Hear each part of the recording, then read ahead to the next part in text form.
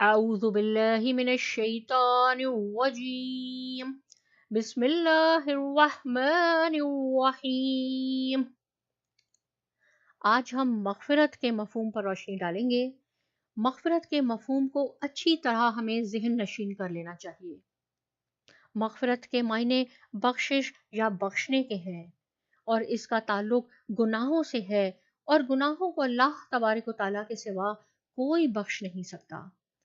اللہ تعالیٰ کے نظام کے تحت کچھ گناہ ایسے ہیں کہ خود انسان کی نیکیوں کی وجہ سے معاف ہوتے رہتے ہیں، گویا یہ خودکار نظام ہے جو انسانوں کے حق میں خالق کائنات کا بہت بڑا احسان ہے۔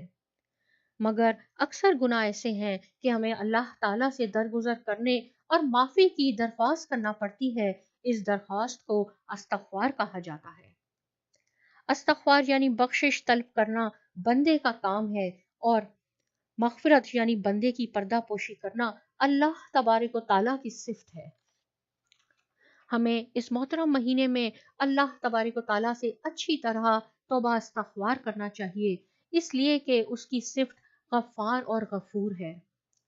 غفار وہ ذات ہے جو بار بار بخشتی ہے، اور غفور وہ ہے جو نہایت خوبی اور بھرپور طریقے سے بخش دیتی ہے۔ اللہ تعالیٰ ہر رات آسمان دنیا پر نزول اجلال فرماتے ہیں، اور دیگر اعلانات کے ساتھ یہ اعلان بھی فرماتے ہیں کہ کوئی ہے جو مجھ سے اپنے گناہوں کی بخشش طلب کرے اور میں اس کے گناہ بخش دوں۔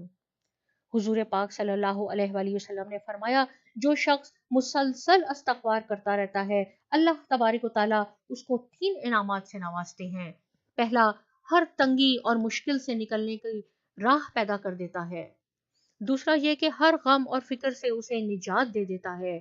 تیسرا یہ کہ وہاں سے اس کو رزق پہنچاتا ہے جہاں اس کا گمان ہی نہیں ہوتا۔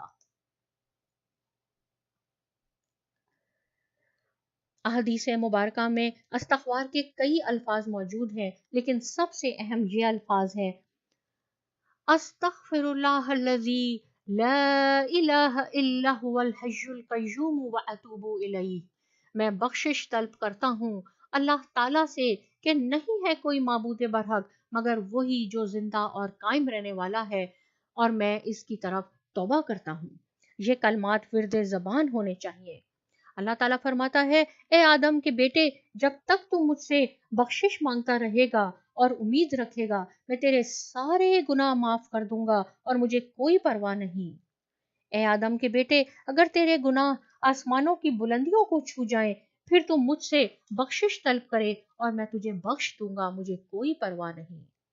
اے آدم کے بیٹے، اگر تو مجھے زمین بھر گناہوں کے ساتھ ملے اور اس طرح ملے کہ میرے ساتھ کسی کو شریک نہ ٹھہراتا ہو اور مجھ سے بخشش طلب کرے تو میں تجھے معاف کر دوں گا۔ سبحان اللہ، کیا ایمان افروز، روح پرور اور امید افزا ہے یہ اعلان رب ذوالجلال کا۔ حضور پاک حضرت محمد مصطفیٰ صلی اللہ علیہ وآلہ وسلم روزانہ ہزاروں مرتبہ استغفار کرتے تھے، حالانکہ آپ صلی اللہ علیہ وآلہ وسلم گناہوں سے پاک تھے۔ دراصل یہ صرف میری اور آپ کی تعلیم کے لیے تھا کہ اپنی جان کو گناہوں کے بوجھ سے بوجھل مت کرو۔ استغفار کے ذریعے اپنے آپ کو ہلکا کرو، اس کی عطاؤں پر الحمدللہ اور اپنی خطاؤں پر استغفر اللہ کرتے رہنا چاہیے، اور یوں ہم اللہ تعالیٰ کی خوشنودی حاصل کر سکتے ہیں۔ استغفار کے ساتھ توبہ کا عمل بھی بہت ضروری ہے۔ استغفار کا عمل زمین پر ہو رہا ہوتا ہے، لیکن اس کی رسائی آسمانوں تک ہو رہی ہوتی ہے اور بڑی بڑی مصیبتیں ٹل جاتی ہیں۔